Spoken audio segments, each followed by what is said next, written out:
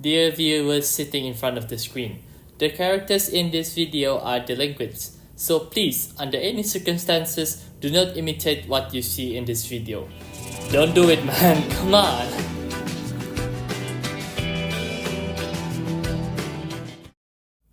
Yo, geeks! Welcome back to my channel. And if you are new here, please subscribe as it will help grow the channel and the community. Before we move on, you might be wondering, why are there two microphones on Dance's table? Well, I've invited a special guest today who will help me dissect this specific anime. He has a doctorate in waifus and also badassery. Please welcome my friend from Mother Earth, Dwayne!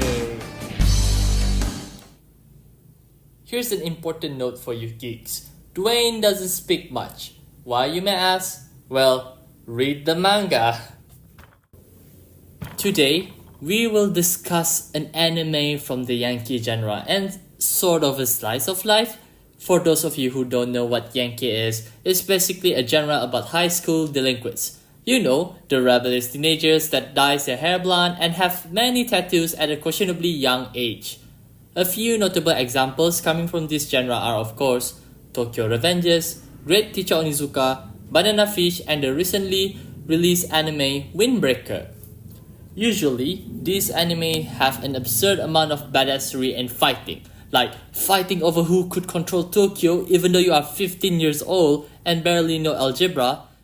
In a nutshell, they're role-playing as gangsters while carrying bats thinking they're tough.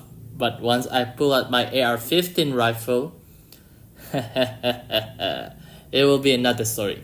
But hey, amidst all of this chaos, Cromartie High School stood out like a sore thumb among them.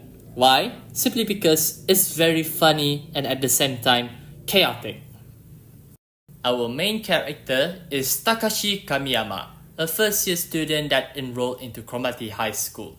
Well, Cromartie High isn't really a suitable school for him since he is constantly surrounded by delinquents with long hair and anger issues.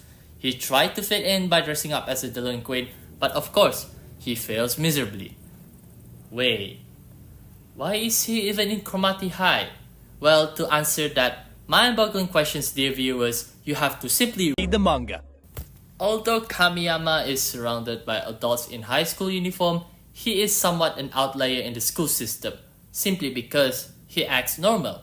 Yep, he has a formal appearance and emotional intellect which sticks out like a sore thumb amongst the male children that occupy the school. Thus, Kamiyama sets on a journey where he tries to change the philosophy of Cromartie High. The question is, would he be able to win this uphill battle? Or would he fail and succumb to the cultures in Cromartie High and become a delinquent himself? And he gives up before the first episode finish. Yep, Cromartie High isn't that type of story filled with compelling dramas. It's just a gag comedy and a parody about the Yankee genre. Nonetheless, it still is a good watch. Kamiyama is surrounded by an excellent cast. We have Hayashida, someone that can move his mohawk magically. Maeda, the only one that always gets kidnapped in almost every episode. Hokuto, the son of a powerful man that accidentally enrolled in the wrong school and had to create a shitty backstory. And Freddie Mercury? Wait, the actual Freddie is in this anime? Okay. Moving on, we have Mekazawa, who is a robot and a gorilla. Yowie wowie! What a bizarre cast for a Yankee genre. Anyways, what do you think about this anime, Dwayne? Amazing! What Dwayne said is 100% correct. He pointed out how the production of this anime is comically lazy. It is evident when the first episode of the anime, Kamiyama literally told the audience to read the manga. Heck, I don't even know how much do I need to emphasize on reading the manga. And most of the time, the animation isn't really there, like you can barely see any movement from the characters, aside from their mouth moving for most of the time. For an anime about delinquents, you rarely get to see them fight because most of the time they would rather talk big rather than throw some punches. Aside from that, Dwayne also pointed out how you could see some of the jokes coming miles away, and I have to agree with Dwayne. Sometimes after watching it, you would just be left confused staring at the screen, especially once you finish episode 4. Till this day, I don't even know what episode 4 is supposed to be like. Where's the joke, bro? Nonetheless, when the joke lands, it's actually really funny. One of the show's strengths is of course its diverse cast of character, which helps to avoid the jokes from getting repetitive and stale. Hey, did you know that this anime has a live adaptation?